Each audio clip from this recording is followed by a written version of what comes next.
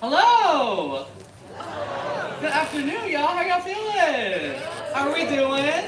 Good. We're excited to celebrate, do all the fun things, celebrate the ceremony, and celebrate after the ceremony, the best part. So I'm so excited and so grateful that you all are here today. My name is Ravi Bala. I am the Associate Director for the Hardee Center and a third-year doctoral candidate in the program. Thank you. I'm very grateful that you all are here in community as we celebrate our grads. Before we get started, just a couple of things.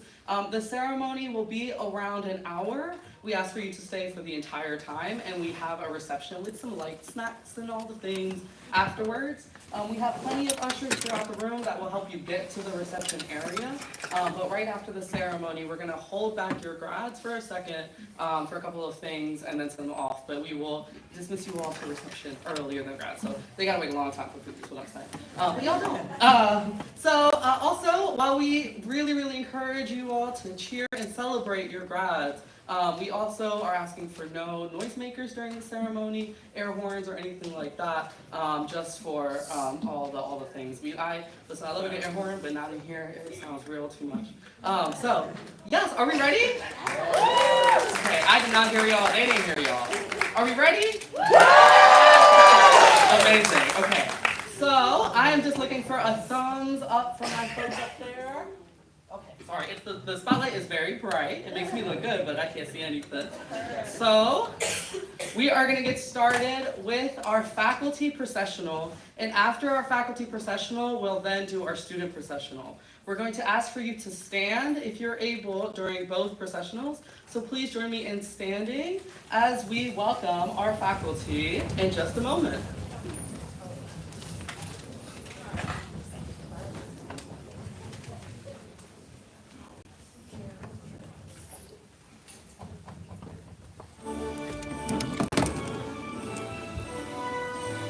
Please welcome the faculty of the Higher Education Program and special guests.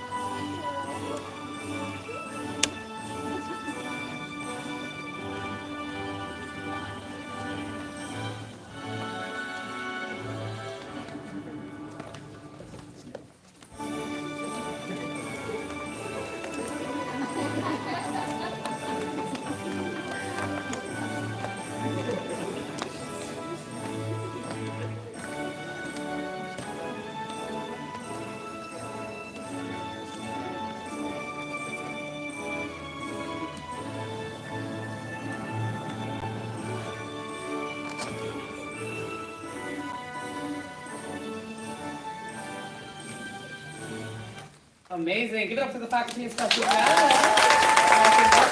And now, without further ado, coming from this side of the room, please welcome our graduates.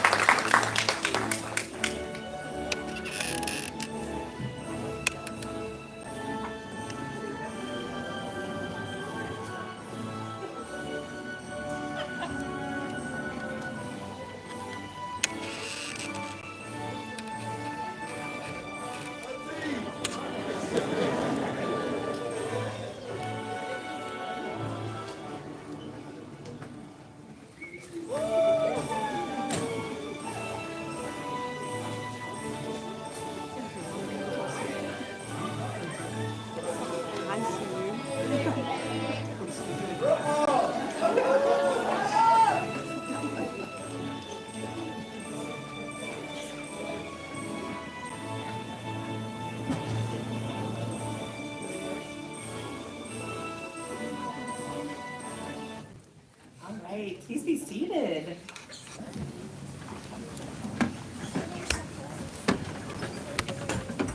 Good afternoon. Oh, I'm going to try it again. Good afternoon.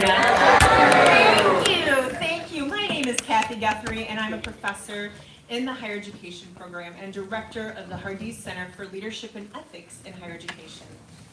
Welcome, and thank you for joining us for the Hardee hooding ceremony. We are excited and grateful for the presence of family, friends, loved ones, supervisors, mentors, alumni, and faculty members, both in person and through live streaming.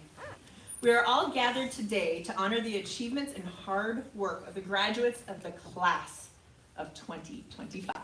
I know, I'm seeing the smiles on the faces.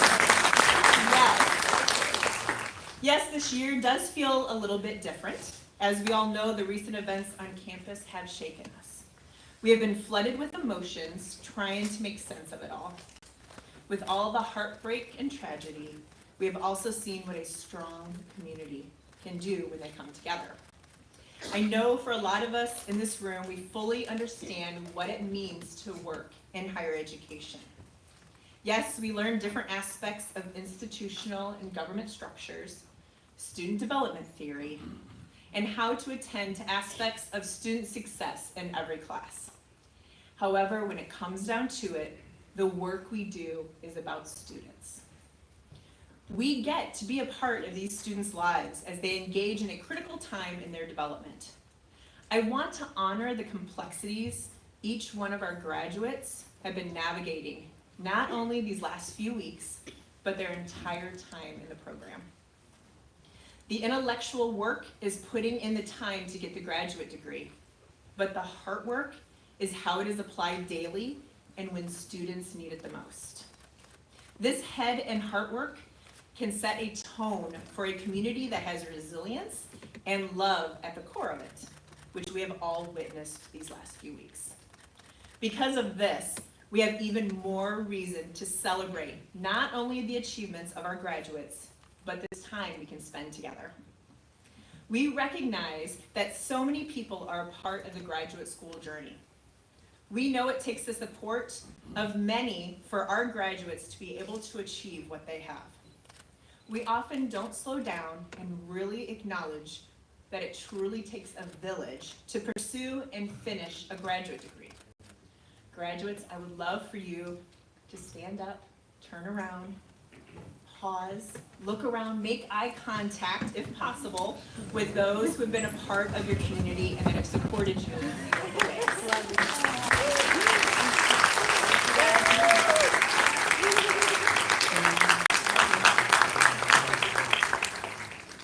You see them?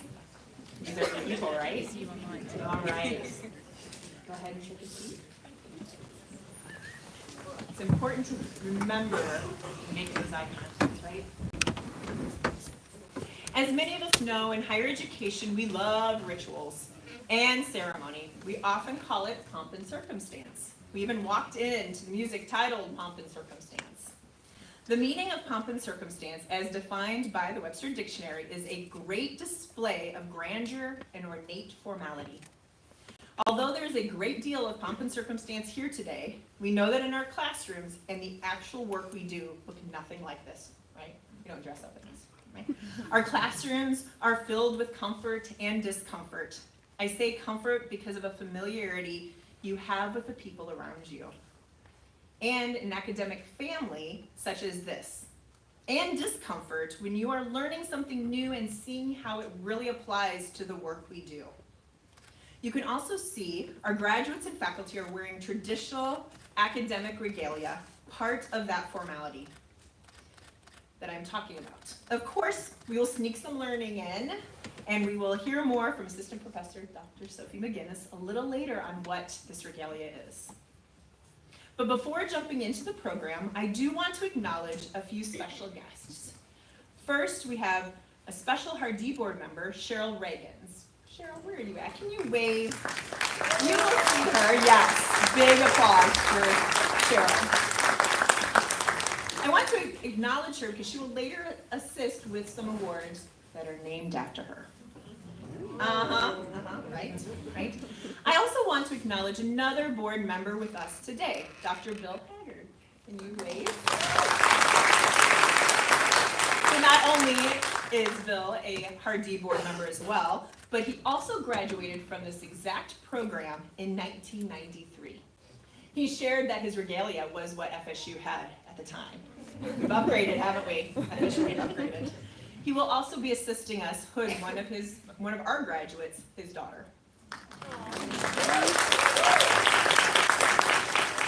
Now on to the first guest we will hear from. This guest who we are lucky to have as our department chair for this last year. She has guided our department in a tremendously thoughtful and caring way that we all appreciate. We feel fortunate to have her leadership as well as her brilliance and passion leading our department. Please welcome Dr. Stacy Rutledge, our current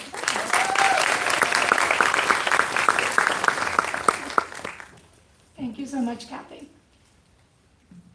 So it is my pleasure today to congratulate all of you and to welcome all of you here. We are so excited to be here. As everyone knows, it has been a very challenging time here at FSU, and we know that this particular group of our graduates have been integral in supporting our community at this time. So we really thank you and are grateful for your service. We are proud for what you have accomplished today. You are leaving here with a master's, you're leaving here with PhDs, and that is something that we in the higher education field consider extremely, extremely valuable and important. And so congratulations again. And I knew my comments were going to be very brief today, and so I just want to just say thank you again, and I am so happy to introduce Dr. Moker, who is the head of our higher ed program.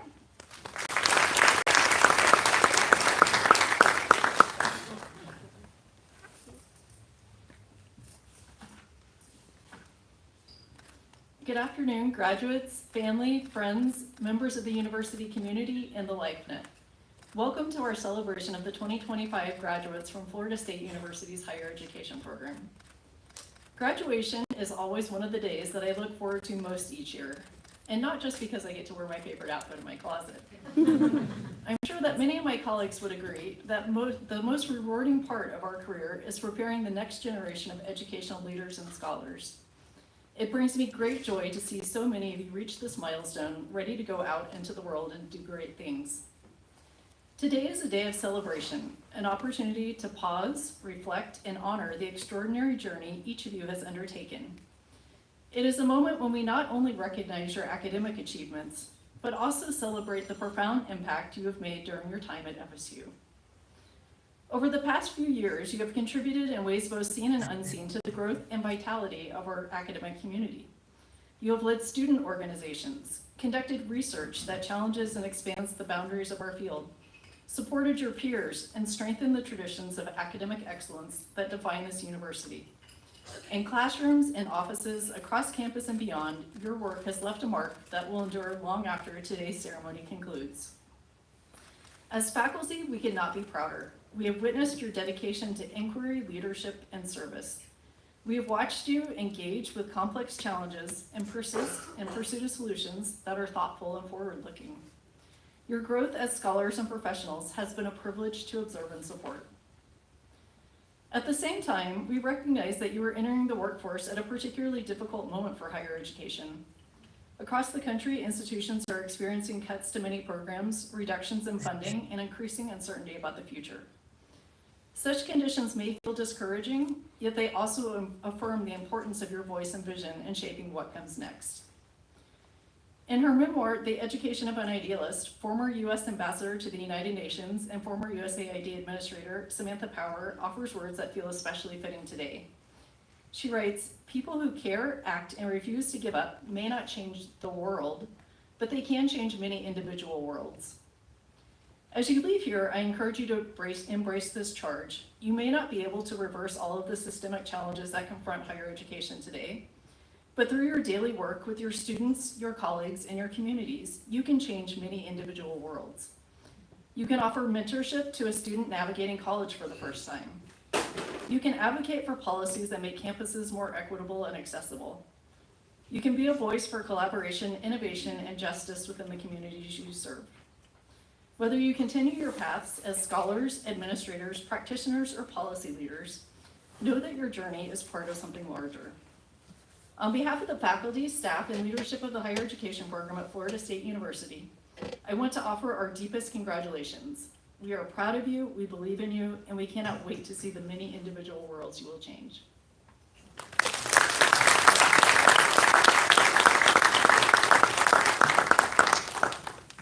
And so at this time, we are excited to continue a time-honored tradition, the presentation of regalia.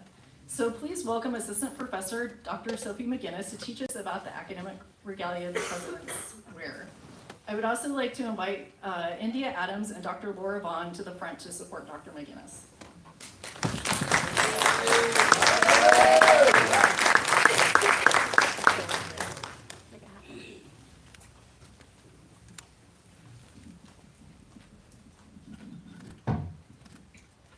Great, thank you all so much. My name is Dr. McGinnis, and I am excited to provide a brief overview of the robes and the fun other clothes we wear once a year, some of us more often than others. I'm excited to give you some of the unique historical background for what that all refers to and why we dress up in this way to celebrate academia.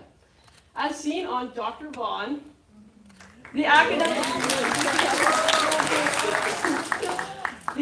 graduation costume, the square cap, the gown, and the elaborate hood is for those earning an advanced college degree and has been in use for nearly 1,000 years. It originates from Oxford University in England. This tradition of regalia stems from the garments worn by monks and clerics. While the design of the gowns became standardized, the hood was discerned as a ceremonial relegation. As India is showing, the master's gown has an oblong sleeve, which has a cutaway. The colors of the regalia are the official colors of the university conferring the degree, while the trim color indicates the level of the degree. The doctoral tam, or cap, has 6 to 8 corners, while the elaborate gown and hood represent the degree that has been earned. In both the master's and doctoral program, the lining of the hood is placed outward, if you all would turn around, to display the school colors. And this is just a bit about the regalia. Thank you all so much, and thanks to our wonderful examples. And congratulations, graduates. Welcome back, Dr. Guthrie.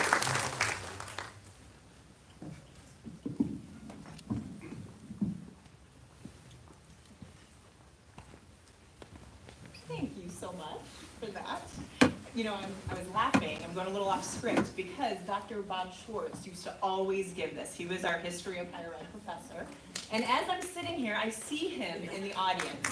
So I just want to say that you're carrying on such a lovely tradition. So thank you, Dr. McGinnis.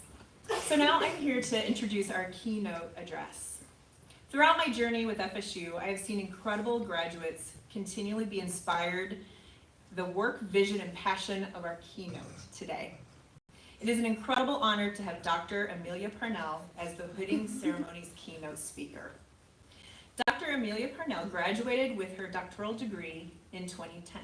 She actually had Dr. Schwartz as her major.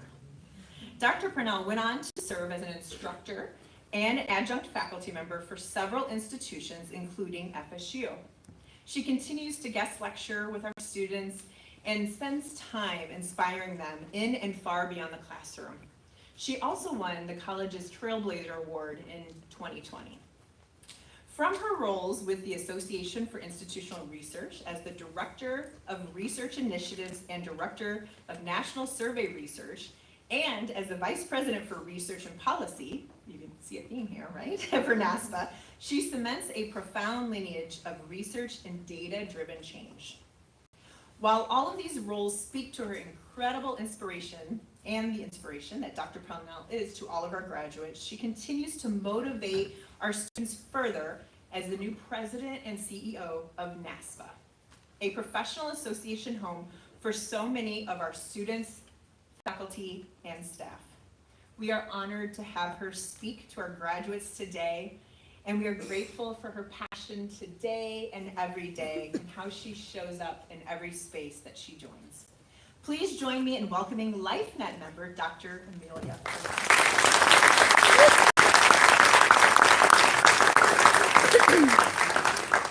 So I want to do a time check because this is a special moment for me. I think I got 15 minutes. Is that right? Somewhere around there? Yeah. I know if you are family and friends in the audience sitting through a graduation or a hooding ceremony, the first question is, how long is this thing going to last? When are we going to get to the snacks? And so I want to tell you, this is not going to be your traditional hooding speech. I want to tell you that I'm going to speak directly to the graduates, but what I offer I think will be relevant to friends and family and recent graduates and maybe a little bit longer graduates and anyone else who's been in a moment of celebration. So just to set the stage, can you see the title? 4 things to remember from making ice cream. Would you have guessed that I would have picked ice cream for these remarks? Before I tell you all of that, I've got to confess to you that I love celebrations. It's one of my favorite things to do. I've been doing it since the age of 5. Every day after school, some of you may have heard me say this, my grandmother would dip me a bowl of ice cream and say, how was your day? And on a hard day, I would say, it was okay. On a good day, I would say, I'm really excited. I love to celebrate. I don't need a big reason. I don't need a small reason. I will celebrate by myself. I will consider a celebration anytime I get a chance to, and I will do it because I just enjoy the moment of being happy. Now, to be fair, I know that difficult times will come, but that's why you have to celebrate, making it through a difficult time. I'll tell you what I've been doing recently. I like watching March Madness. I did the bracket challenge. I did not finish. My sister, who's over there, finished first in the bracket challenge. She does not follow basketball, but she won. I watched to see the championship game so they can play that song, One Shining Moment. Y'all know? One Shining Moment. So at that point, they show all the highlights and someone who made a buzzer beater, and then they have the confetti that comes down, and I don't know these players. I don't know those coaches. I don't know anybody who's affiliated with that school. And I just sit there and I just smile. I just like it. The NBA playoffs are going on right now. I like watching it from when I was watching it as a fan in the 90s. Magic Johnson and Larry Bird and Michael Jordan, and they would say, no offense if you don't drink, but I like the champagne when they would shake it up and they would spray it on everybody because they got to celebrate the confetti. You see a theme here? I like watching kindergarten graduations because when you see those little youngsters walking about, they have the robes that are really big and they can barely fit in them. I love it because their families are there and they're celebrating and cheering them on. I like watching airport reunions. You ever went to pick up somebody in the airport and you see somebody who's holding that flower, that bouquet, those balloons, maybe someone who's been away for a really long time and they have that embrace? Y'all see my theme here? You know my favorite type of celebration? College graduations. Literally, my favorite type of celebration. And I say this to you because here's 15 years ago, almost to the day. That's Bob Schwartz up there, who I will not point out because we've already pointed him out. I love it so much. Would you believe I have a version of this with the date of April 30th, 2010 in the top drawer of my bedroom dresser today. It's there. It meant that much to me to celebrate that moment. I've been to a number of conferences, a number of programs. I saved that program because I will never forget that day. That was the next day at the big graduation ceremony. Someone said, do you really want to sit through all that? I said, I love celebrations. Of course I'm going to sit through all that. After that, I can say 15 years later, I celebrated in New Orleans as my first year as national president. It was a wonderful celebration. And what I can tell you about celebrating is that in these moments, it gives you a chance to reflect a little bit. Think about all the things you've done, big, small. If you keep a diary, in there are all the details that you made, graduates, okay? I want to remind you, don't just celebrate today, celebrate every day. There's something in there to remind you that you've had a long journey and the journey continues. So I owe you a bit of remarks. To back the backstory here, in a perfect situation, navigating the higher education landscape would probably look something like this. Doesn't that feel calming? Nice, clear path, easy places to get on the path, all the way up to the stairway of opportunity. Now, graduates, you all have been taking classes. Would you agree that maybe the landscape in actuality looks like this? That maybe there are twists and turns, on-ramps, off-ramps, fast-paced things here, very little green grass, not very calming at all. It could be somewhat stressful. Imagine if you're in a car or riding in a car and the speed is going too fast. I offer this to you not to overwhelm you. It's a celebration, I promise. It's the heaviest slide that you'll have in here. But when you're in an environment like this, you're probably thinking, what should I be doing? And I want to remind you, you've made it through several journeys on that really fast-paced road. This is the time to celebrate. If you were going to do so, let me tell you what the headwinds are. 5 truths. Can you make the word truth plural? I think you can. 5 true things. I like the word truths better. Rest is essential. You're going to be leaving here and going into new roles, new leadership roles, new professor type of roles, new scholarship, new endeavors of all types. Please remember to take the breaks when you need them. Decision fatigue is real. You'll make all kinds of decisions. You might have heard me say this. Big decisions, small decisions, all kinds of decisions. What to eat for dinner, what time you should be at the graduation ceremony, where should I park, all kinds of decisions. Somebody made decisions in here, probably 15 of them before we got here. The work can feel isolating at times. You may be new in an environment, first in your family to graduate, first to move to a new city, first to travel abroad. Sometimes that experience that you want to celebrate might also feel a bit lonely, but don't get overwhelmed. The industry is highly connected. There are several of us in here who have long histories in Florida State. There's a positive in there. And then lastly, the pursuit of purpose is continuous. Someday you're going to ask, why did I do this? Do I still like this? Am I doing this the right way? Maybe don't question it too much, but understand that if you have that constant pursuit of purpose, you're in good company. So, keeping in mind the 5 truths about leadership, that the higher educational landscape is complex, I want to tell you this is the definition of celebration. So according to Google, it's the action of marking one's pleasure at an important event or occasion by engaging in enjoyable, typically social activity. I think that counts for today, right? I think that counts for any day, actually, but this is a bigger celebration. So, thinking about this, I'd like to tell you there's only 2 things that I like more than conversations about college or higher education. One is 90s R&B music, and the other is ice cream. Now, when I like something, I really like it. I dig into it. So you heard all of those references to me being a researcher. I have studied it. I have written about it. I continue to write about it. I love talking about college. I bought in a long time ago. I love college celebrations the best because I believe college is one of the best investments one can ever make. So I spend all my time digging into the details. I love R&B music so much that I decided at one point I wanted to write my own music. I wanted to produce my own music. I wanted to sing my own music. You all will never hear any of that music.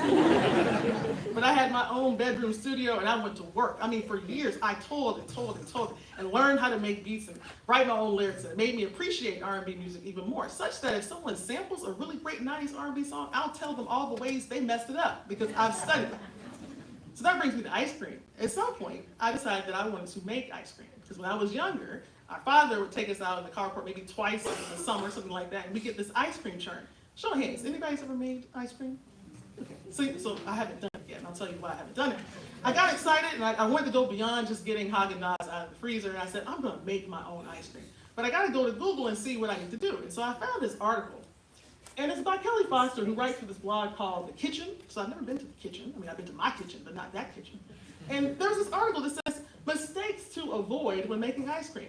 And I read that article, and there were like 5 or 6 things in there. By the time I read all the different ways I could mess it up, I got defeated. So I don't even want to do it anymore. I went to Publix and got Haagen-Dazs, like I said I want to do.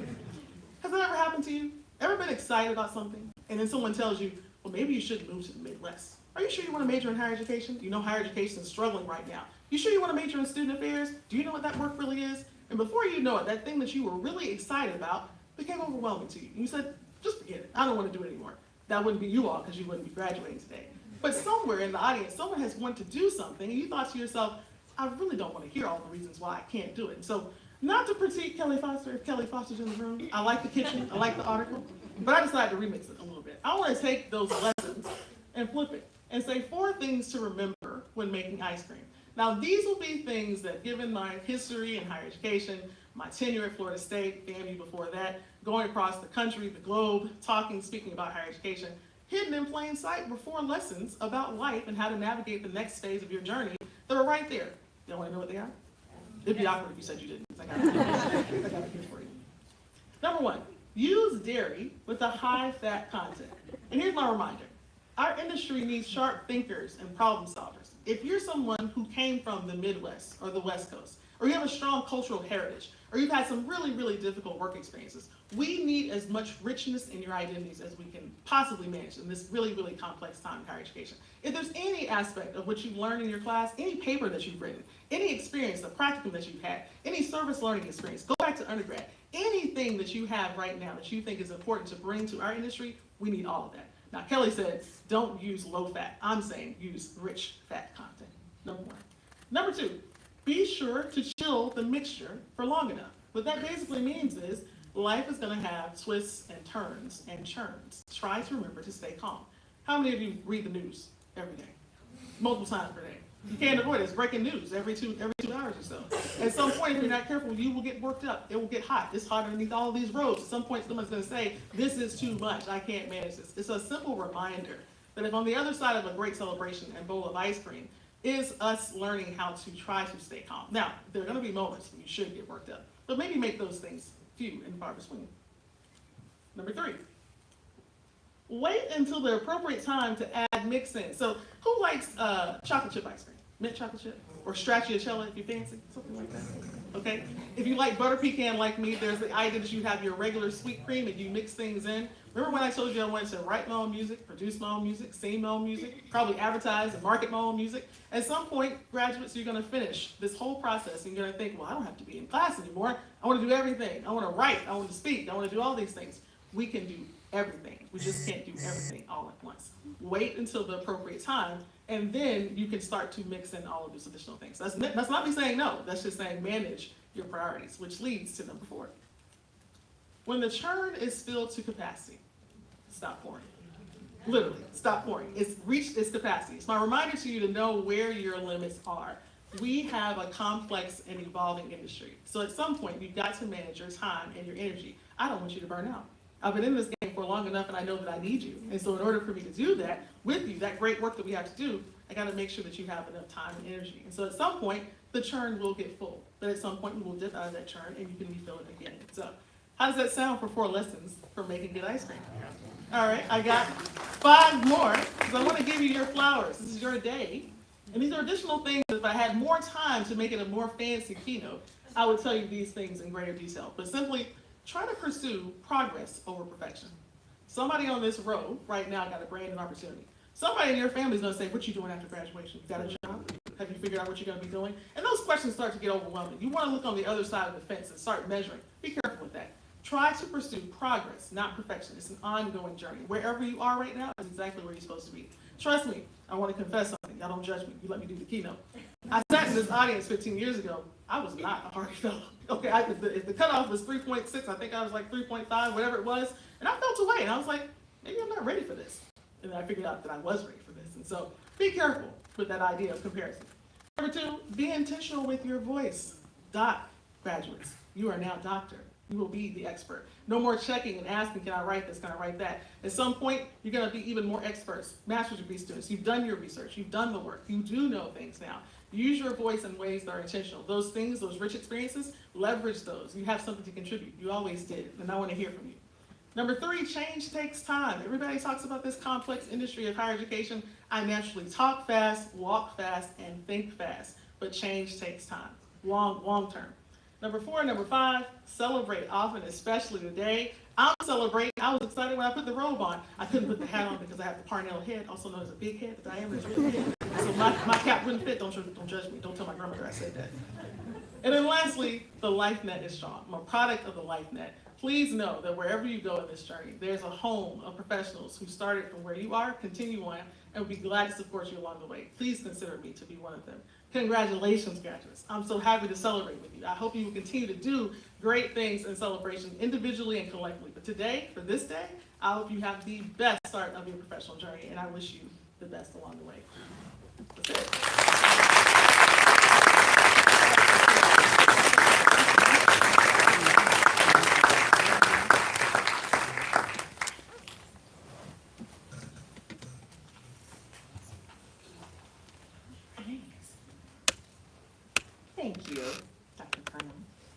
Now, we're gonna ask Dr. Brandon Bowden to come up for the awards presentation.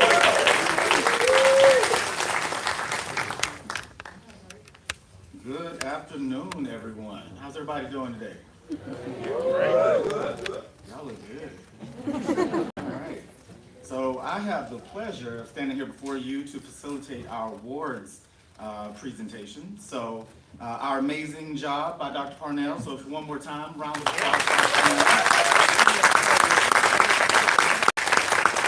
So for those of you that I've not had an opportunity to meet, my name is Brandon Bowden. I serve as an Associate Vice President of Student Affairs here at Florida State.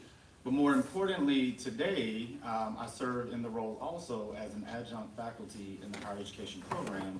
But I also want to add, I am a proud two-time graduate of the higher education program, both my master's in 2006 and my doctorate in 2014. So I have sat in your seat, so I'm excited to be here today with you. So today, we're excited to present 6 awards to our students, starting with the Cheryl W. Reagan's Leadership and Service Award. So if Cheryl Reagan's would join me up front.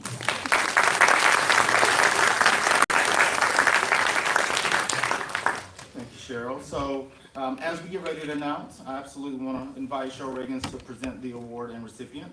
Cheryl's with Florida State for 44 years, not 14, that's a big difference. 44 years, and served as a residence counselor, director of university housing, and the associate vice president for student affairs. She continues to serve as a remarkable advocate and mentor for students and provides exceptional guidance and care as a Hardee board member. Please join me in welcoming Cheryl to the stage. So it's an honor to present the Cheryl W. Reagan's Leadership and Service Award with the Cheryl Reagan standing next to me. This award is presented annually with the purpose of recognizing graduates who have demonstrated excellence in areas of leadership, service, work ethic, and commitment to service, just as Cheryl does. This year's Cheryl Reagan's Award recipient received several nominations, which included the following sentiments. The recipient has been one of the most supportive and caring people I've met. She took a genuine interest in me as a person, always making me feel valued and included. Her kindness and encouragement made a huge difference in my experience at FSU. She brought people together and created a sense of community while making sure everyone feels welcomed and supported. She's not just a great leader, she's the kind of person who makes a lasting impact on those around her. The 2024-2025 recipient of the Cheryl W. Reagan's Leadership and Service Award is your very own Trinity Davis.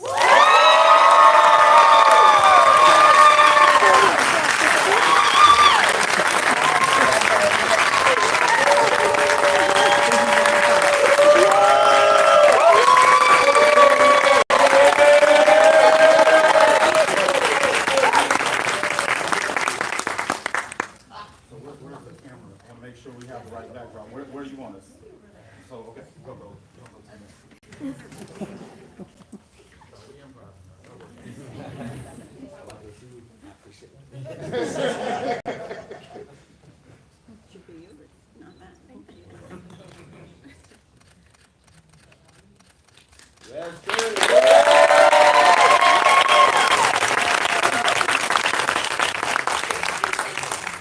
Congratulations, Trinity.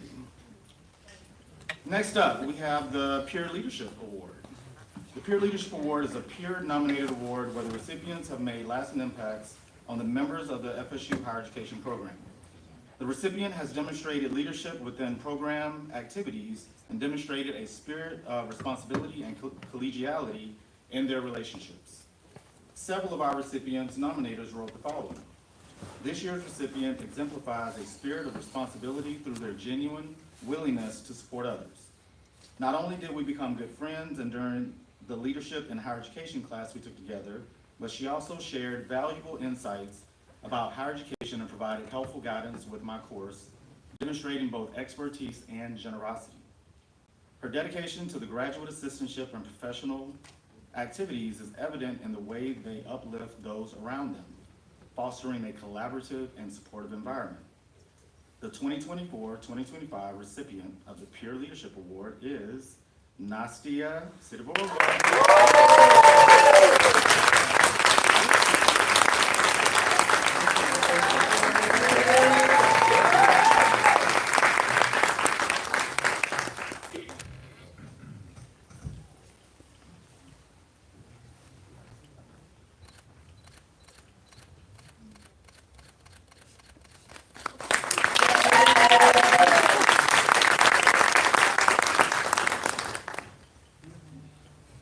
Congratulations again, Nastia. So next up, we have the Mentorship Award.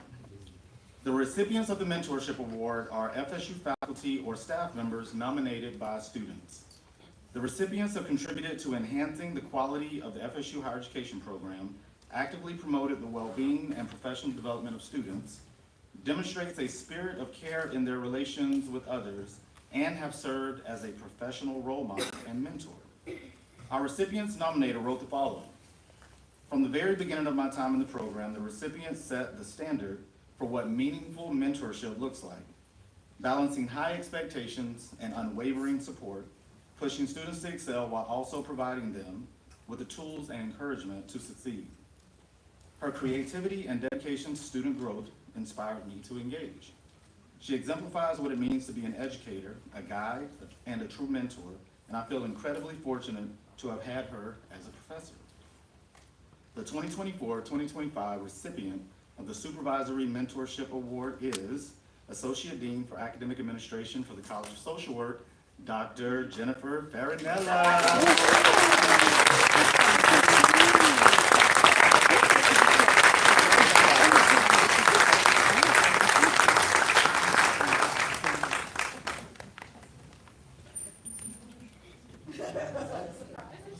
Clearly a surprise.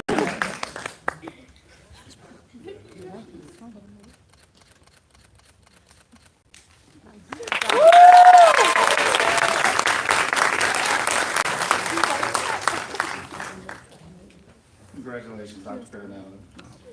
So next up, we have the Dr. Barbara Mann Award. The Dr. Barbara Mann Award recognizes higher education students who have excelled in their graduate assistantship and intend to pursue a career in student affairs. Our recipients nominator wrote the following: "From day one, this recipient has adjusted and taken on her responsibilities with a level of professionalism and care that made it feel like she'd been doing this for years. One of the things I appreciate most about her is how thoughtful and curious she is. That kind of intentionality has made her such a valuable part of our team. She's someone I know I can depend on, not just because she always gets her work done, but because she does it with excellence, care, and a sense of joy that is contagious." The 2024-2025 recipient of the Dr. Barbara Mann Award is Glenda Herrera.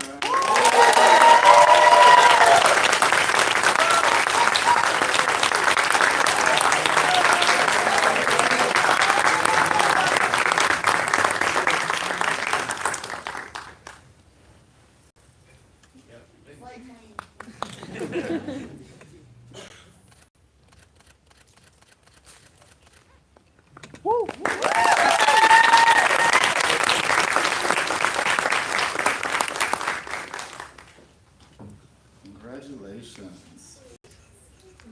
All right, so next up we have the Carrie G. Hall Scholarship. The Carrie G. Hall Scholarship provides financial support for female students eligible to be designated as a Hardee Fellow pursuing a doctoral degree in higher education. This year's Carrie G. Hall recipient has served in numerous spaces for the higher education program. Through her service within the program, she has contributed to recruitment, retention, and student success efforts while maintaining incredible academic success. She also serves as a writer, researcher, and presenter in multiple journals, national associations, hey NASPA, and research projects. She has gone above and beyond for the program and is an incredible representation for what it means to be an FSU higher education student. The 2024-2025 Carrie G. Hall Scholarship recipient is Lauren White.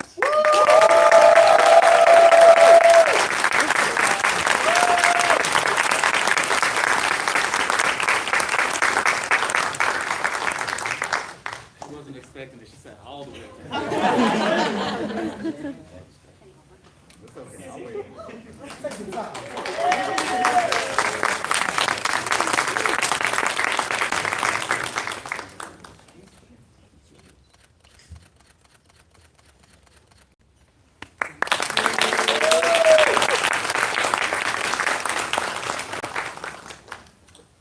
Next up, we have the Dr. Glenn Wayne Stillion Award. Our final award of the day is given in honor of Dr. Glenn Wayne Stillion. The Glenn Wayne Stillion Award aims to provide financial support to doctoral students on their educational journey. This year's Glenn Stillion Award winner continues to shine bright throughout the field of higher education. Through his dedication to scholarship, research, and student success, he has served as a mentor and inspiration for students in the program and beyond. As this year's recipient emboldens those around him, he commits to the pedagogy that centers data-driven teaching and learning. The 2024-2025 Glenn Stillion Award winner is Johnny Allen Jr.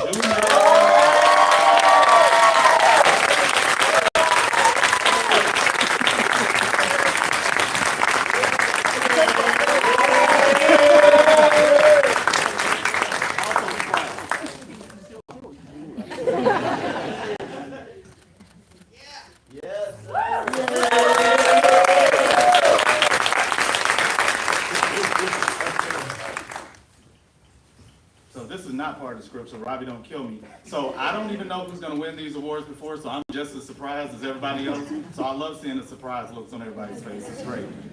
So this concludes our award celebration part, so please give it up one more time.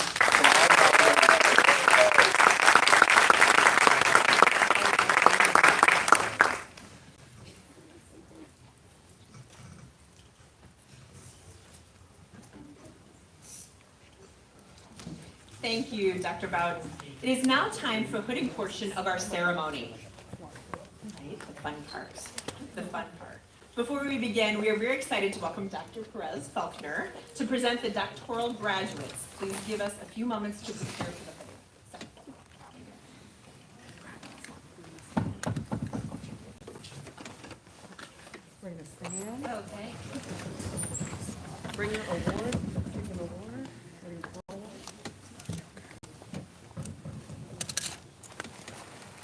I'm also going off script, but this is a great time to stretch a little bit, to get your cameras ready. Smiles are coming.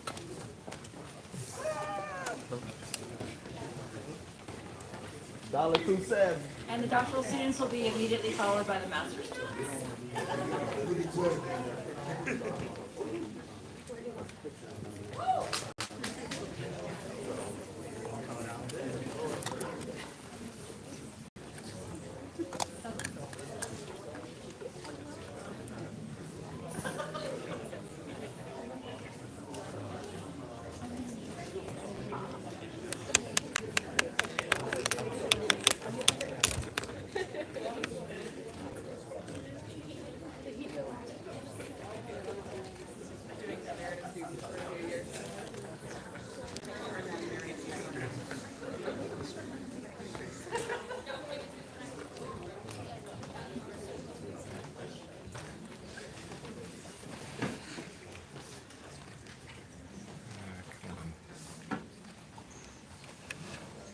Okay. Dr. Amy Louise Haggard.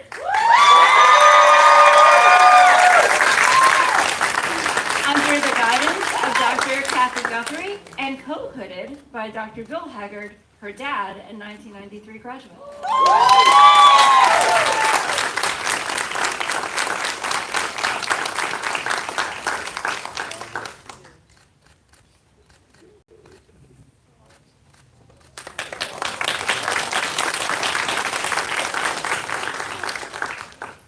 Dr. Laura Elizabeth Vaughn. Under the guidance of Dr. Cameron Beatty.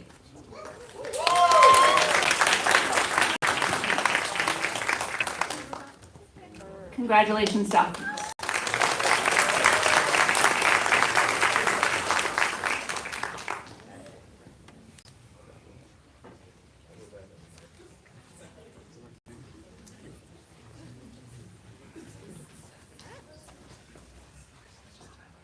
All right. So I have the honor of reading the master's student graduates. Point of personal privilege, I'm really sorry, I'm going off the script. But for those of you who don't know, my name is Dr. Dewey Chu. I serve as one of the assistant vice presidents for student affairs. And this is a really meaningful moment for me because this was my first class, cohort rather, to teach as well. So congratulations to you.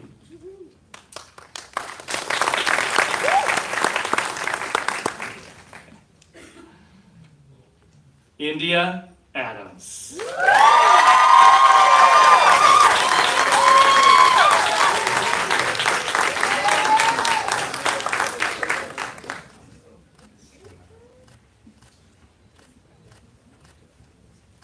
And all master students are being hooded by Dr. Baby.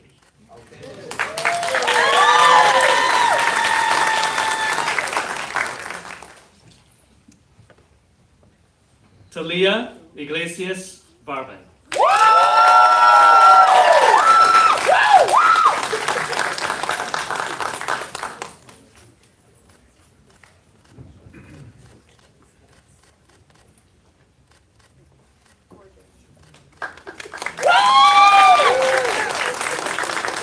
Erica Andrea Brooks.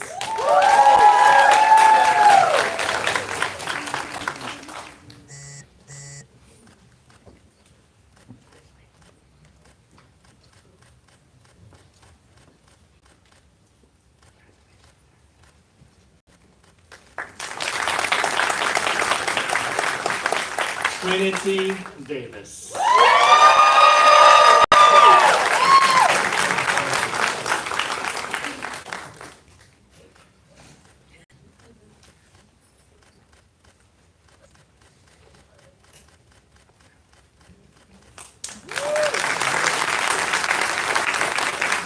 Ashton DeMars.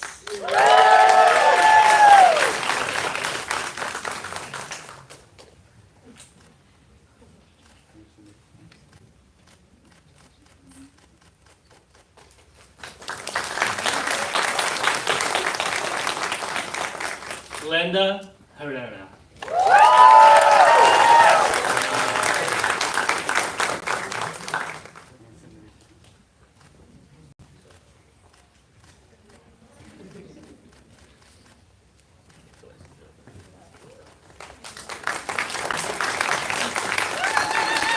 Yuting Hu.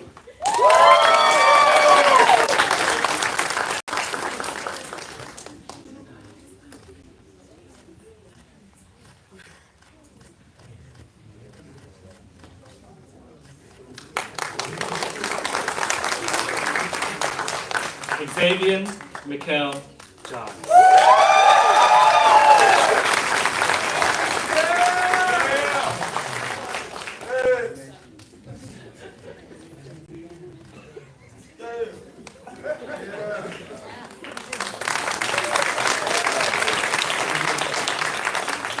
Patrick Carl Marshall.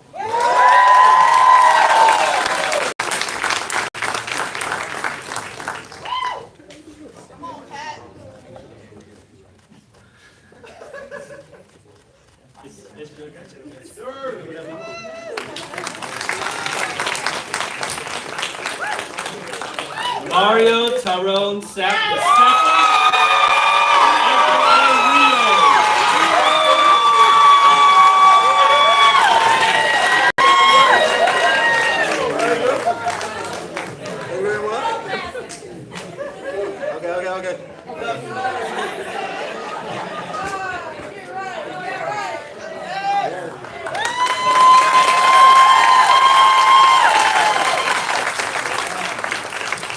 Elizabeth Shum.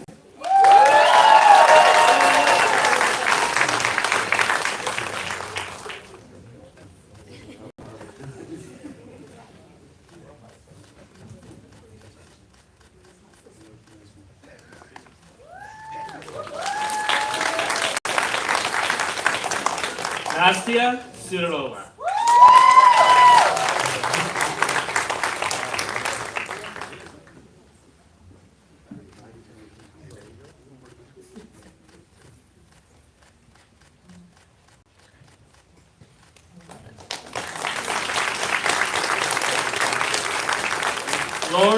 Suzanne Strickland.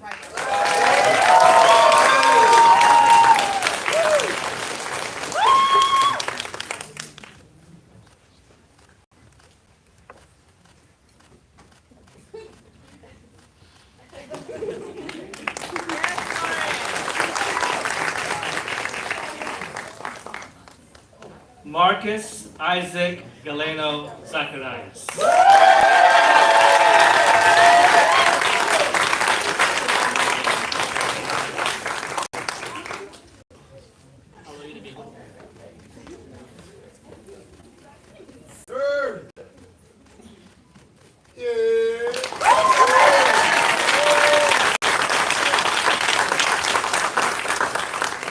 Let's give another round for all of the graduates.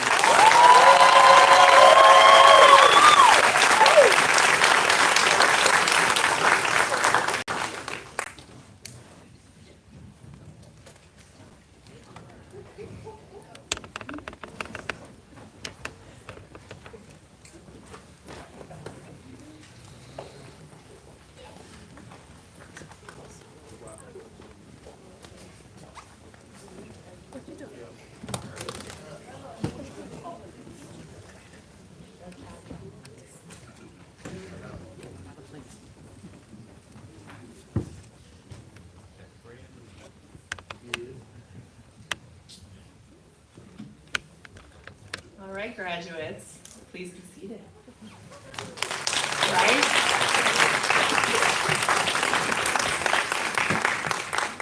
So important to just take this moment, right? To let it sink in the journey, right? We'll continue to celebrate. But before we close today, I do want to acknowledge some additional people who are core to the higher education program.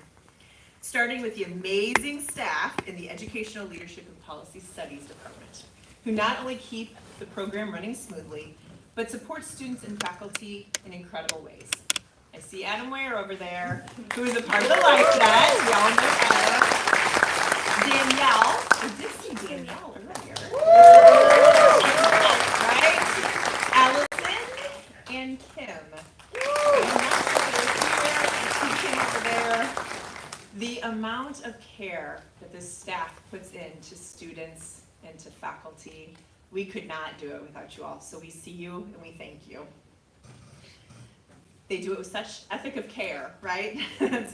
Another thing to note is this ceremony would not be possible without the incredible support from the LifeNet. I know you have heard that term used several times today. The LifeNet is an incredible group of alumni and friends of the higher education program who donate resources to make programs like this happen.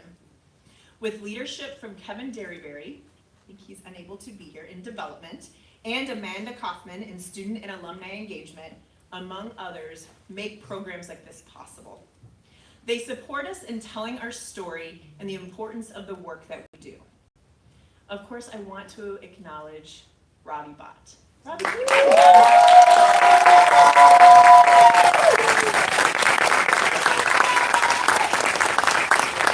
yes, I'm bringing him down here because I want you to see not only his gorgeous face, but he is finishing up his time as the Associate Director of the Hardee Center. So next year we will get to celebrate him. He won't have to plan the celebration, but he will be partaking in it. But we all see how hard he works and cannot be more thankful for his ongoing passion and support of this. So please, let's give just a round of applause.